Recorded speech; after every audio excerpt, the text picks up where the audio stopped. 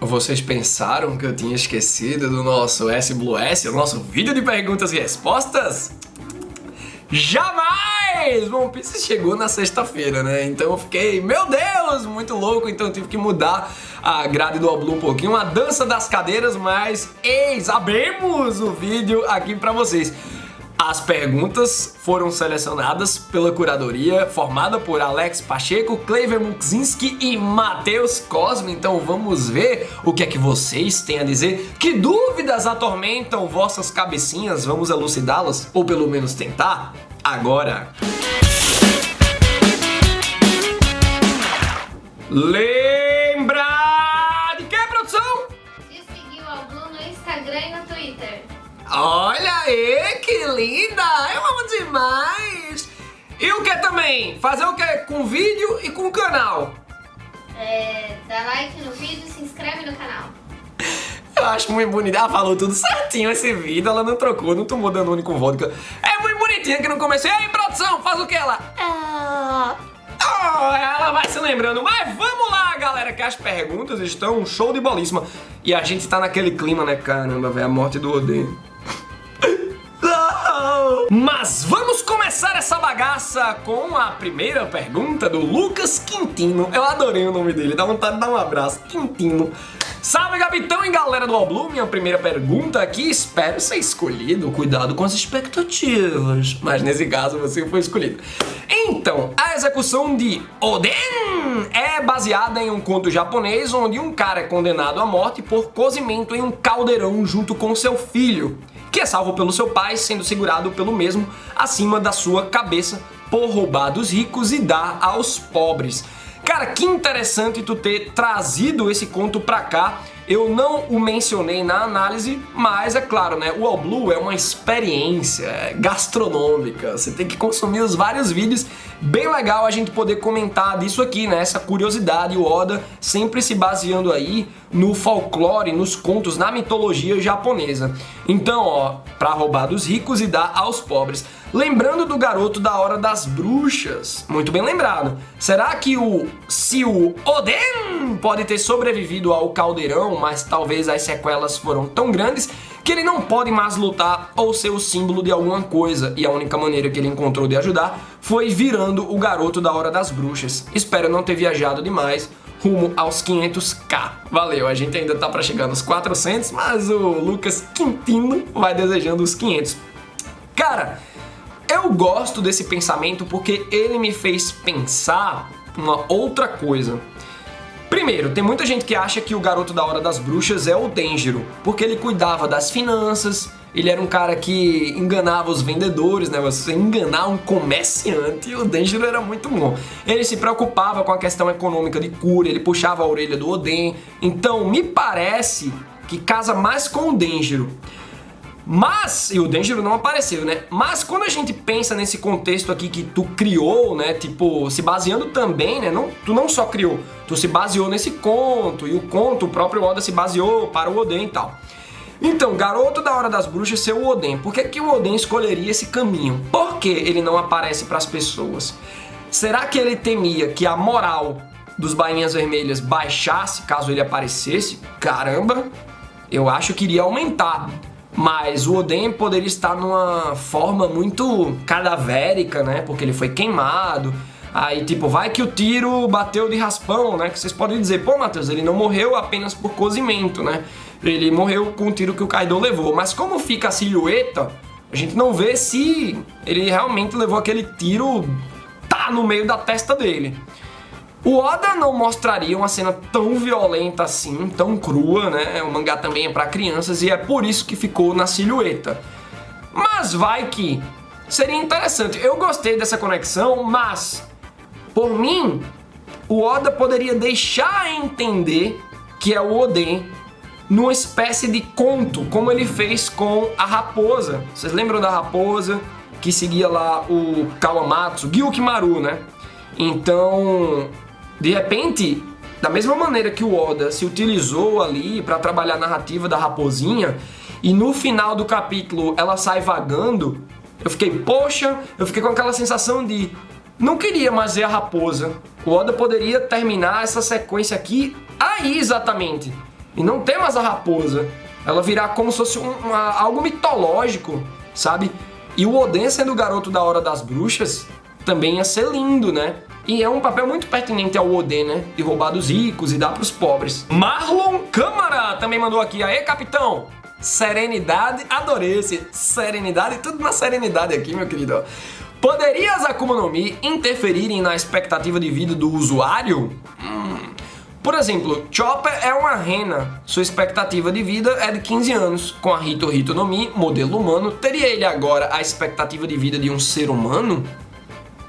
Gostei, olha até onde o Marlon Câmara foi. Nesse caso, o Marco seria imortal perante o tempo, porque ele tem o fruto da Fênix.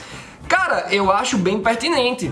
E o Chopper já tem 17 anos, né? Ele já passou um pouco da expectativa de vida de uma rena. Então eu acredito que isso pode ser uma dica. Claro que renas podem viver mais por acasos, né? E o Chopper, aqui no caso de One Piece, acredito que ele tá vivendo mais por conta desse teu pensamento, dessa tua hipótese. O Marco seria imortal? O Sengoku viveria quanto tempo com o fruto do Buda? A gente pode se basear em mais animais aí, né? E outra, talvez isso justifique a longevidade do In, que a gente acredita que ele veio do século perdido, que ele tá vivo aí há 800 anos. Então, vai que ele comeu um fruto que dá essa vida perene a ele sem ele ter precisado do antigo usuário da Opi Opi no Mi.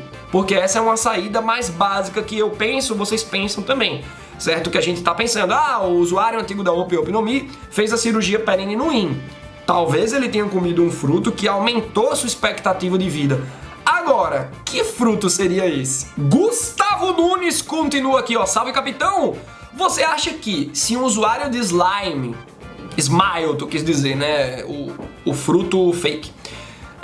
O fruto defeituoso. Se um usuário de Smile estiver perto de um usuário de Akuma no Mi que ele deriva, a Smile pode absorver a Akuma no Mi para se completar.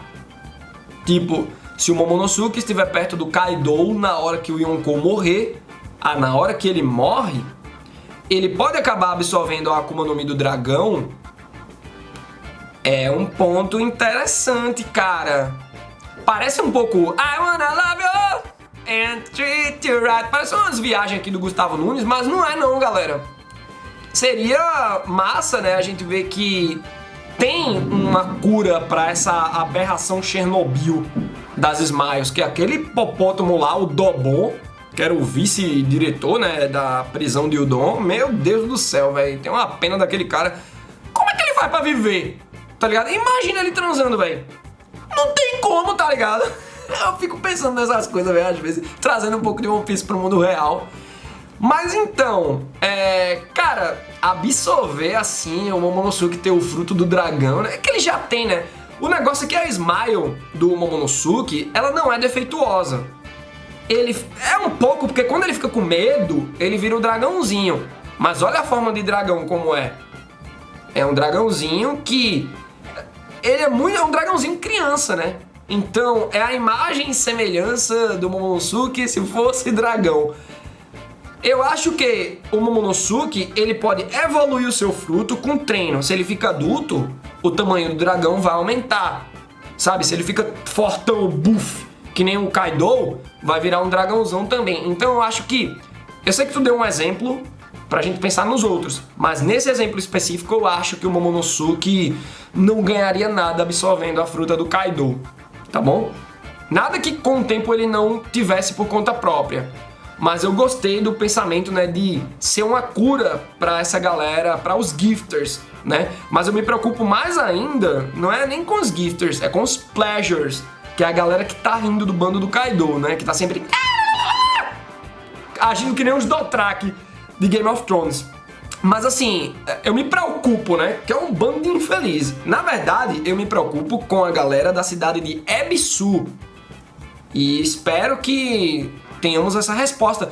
Será que o Chopper, em parceria com o Vegapunk, de repente o Vegapunk vai que ele aparece aí até o final de um ano, e aí ele, de maneira científica, ele explica toda a magia dos frutos das Akuma no Mi originais, E o Chopper, ao absorver esse conhecimento, traça um paralelo, cruza dados com as Smiles e finalmente consegue curar a galera.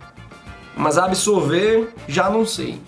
É uma discussão interessante. Eu gostaria de ver nos comentários o que vocês têm a dizer sobre isso. Jake Frost manda aqui: olá, capitão! E se uma das condições do Kaido para o Oden foi comer um Akuma no qual ele se transformou numa forma parecida com o Zunisha? E por o Oden ser tão forte, ele superou esse poder da Akuma no Mi e acabou virando o próprio Zunisha. E ficou vagando pelo mundo como castigo. Eu falando do Gustavo Nunes, I Wanna Love You, mas Jake Frost, viu?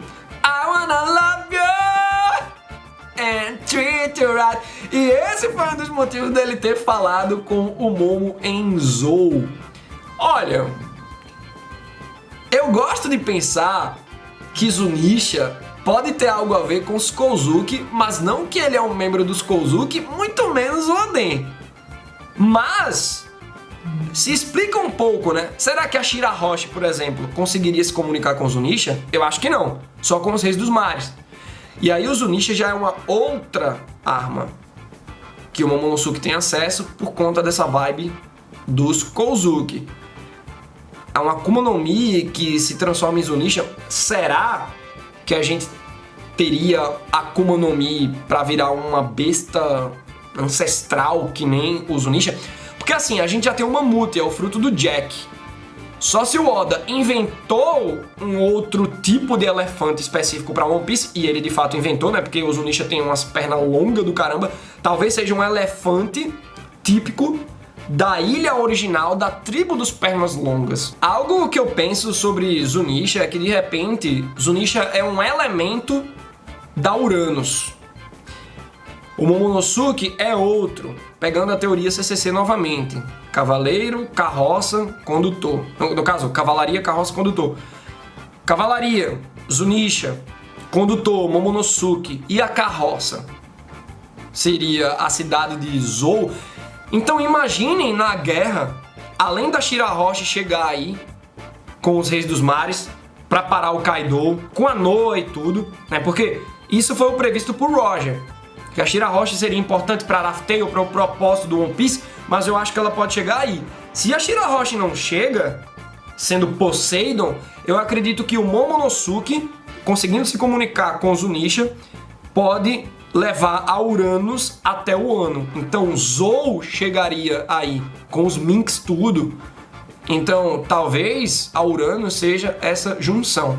E eu acredito que a gente pode ver a Uranus em um ano durante a guerra. Gabriel Lima, e você? Olá, Matheus! Parabéns pelo canal, obrigado, meu querido. Parabéns por ser um tripulante, muito obrigado por ser um tripulante. A história do seu canal, com o nome e tudo para com One Piece, é linda. Ah, obrigado, man. Eu fico muito feliz quando vocês percebem todos os detalhezinhos que o Oblu tem a oferecer.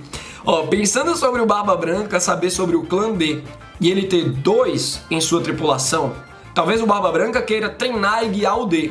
No caso, ele queria, né? Já era, morreu. Então ele queria treinar e guiar o D, ou talvez preservá-los, ou proteger de alguma coisa. O que acham? É, assim, fica um pouco em off a entrada do Teach no bando do Barba Branca, apesar de termos visto no flashback do Oden, quando o Oden estava acompanhando o Barba Branca. Ó, eu quero ir pro teu bando, deixa eu ir. Aí o Barba Branca, vem. Mas vai que rolou esse diálogo. Qual é teu nome, menino? E o Marshal de Teach disse o seu nome e causou interesse no Barba Branca. Mas naquela época, o Roger não tinha ido para Raftail. Ele não sabia dessa parada dos D. Consequentemente, o Barba Branca também não. Eles não tinham tido aquela última reunião. Vocês lembram, né? Quando o Roger sabe de tudo e decide abandonar, tipo, ó, os piratas Rogers acabaram, e ele segue sozinho, ele foi encontrar o Barba Branca. Mas isso foi bem depois do Marshal de Teach já estar no bando. E esse também foi por acaso. Eu não creio que o Barba Branca, ele tinha o Ace no bando e o Barba Negra no bando por conta de algum guia que ele queria ser para esses dois. Foram coincidências. Mas uma vez sabendo da história, ele deve ter olhado para o Ace e para o Barba Negra com outra ótica. Caramba, Será que é um desses dois o homem pelo qual o Roger estava esperando? Bom, a gente tem a teoria das ramificações. Talvez o Barba Negra seja o homem que o Rox de Shebeck esteja esperando. E que o Rox de Shebeck até tenha uma conexão com o Barba Negra tipo Voldemort. Que ele compartilha a mente, algo do tipo. Mas o homem que o Roger tá esperando é o Ruffy. Lá no QG, o Fernando Filho mandou: Capitão, Daijobu, você acha que o Diário do Oden pode estar na língua dos poneglyphs? Como é que a Toque teria entendido? Só se, por ela ter vindo do século perdido, ela saiba ler também. Ou sabia, né? Que ela morreu. E podemos ver Robin passando a verdadeira história para os moradores lendo o diário para todo mundo. Hashtag 400k. As perguntas desse SBlues foram selecionadas antes da leitura do capítulo 972. Então, né? É por isso que a gente tá falando. A Toque rasgou o diário do Oden. Então não tem como a Robin ler. Mas é uma boa ideia. Foi uma boa hipótese até esse momento que a Toque rasgou. E o Johnson de Oliveira Matos Filho mandou: salve capitão, salve curadoria, salve produção e amada tripulação, como estamos? Espero que todos bem. Espero que inclusive você esteja bem, John, meu querido. Eu tava pensando com meus plenos botões mentais. Quer dizer que você não tem camisa de botão? Nenhuma? Eu tô sem também. Ó, que raios de navio demora 5 anos pra ser construído, no caso, o de Orochi? Imagino que Oden tinha provas de que ele estava de fato construindo um navio. Né? A promessa do Orochi, a promessa falsa, foi que ele construiria um navio para o Kaido e ele mesmo saírem de Wano e deixar o país pro povo. Mas era tudo mentira, né? Se bem que o Jan tá acreditando que tenha partes que possam ser verdades. Imagino que o Oden tinha provas de que ele estava de fato construindo um navio. Vejam, Sunny demorou alguns dias para ser construído pelo Franky. Que o Franky também, né, em 5 segundos cria uma escada, velho. O cara é muito apelão. Considerando a história e participação de Wano no século perdido, questiono: seria possível que Wano tenha alguma ligação com a Arca de Noah e Orochi teve acesso às plantas de uma arca daquele tamanho? Será que o Orochi teve acesso a plantas, por exemplo, da Pluton? E se Oden, na verdade, queria que algo como a Noah fosse construída para ajudar no propósito perdido descoberto em Laugh Tale e na derrocada do governo mundial? Poderia ele estar preparando algo como uma arca para transformar o Wano num país itinerante, como Thor fez com Asgard em Ragnarok, e como o Iceberg fez com o Walter Seven, né? Tá fazendo, que ele quer transformar a ilha num grande barco para eles conseguirem resistir às futuras Aqua Laguna, que são aquelas tsunamis. E é também, né, uma ponte com Thor Ragnarok, com o que o Thor propõe para o povo de Asgard. Cara, então, sabe uma coisa que eu fiquei pensando? A gente falou, né, anteriormente aqui nesse vídeo, na presença da Uranus em Wano. Quem sabe a Pluton possa ser uma presença em Wano? Ou que não seja, mas acompanha meu raciocínio. Temos 3 armas ancestrais: Uranus, Poseidon, Pluton. Sabemos a configuração que se dá para Poseidon. Shirahoshi comandando os Reis dos Mares, que puxam a Noah. Beleza? A Pluton é bem peculiar porque ela tem uma planta. E parece que aquela planta faz a Pluton ser replicável. Se a gente foge um pouco da teoria CCC, será que não existe a Pluton, mas as Plutons? E aí vai que o Kaido tinha acesso a uma cópia da planta, né? Porque sabemos que o Franky destruiu as plantas da Pluton, mas vai que há mais plantas. E aí o Kaido tinha essa cópia e, caramba, a Pluton tá em Wano. Ou, se a gente pensar que a Uranus siga essa configuração de ser replicável, que no caso da Shirahoshi não é replicável, a Poseidon é ela. Então, talvez a gente pode ter a Uranus ou as Uranus aí em Wano. É umas coisas que dá pra pensar aí com as ideias de vocês, velho.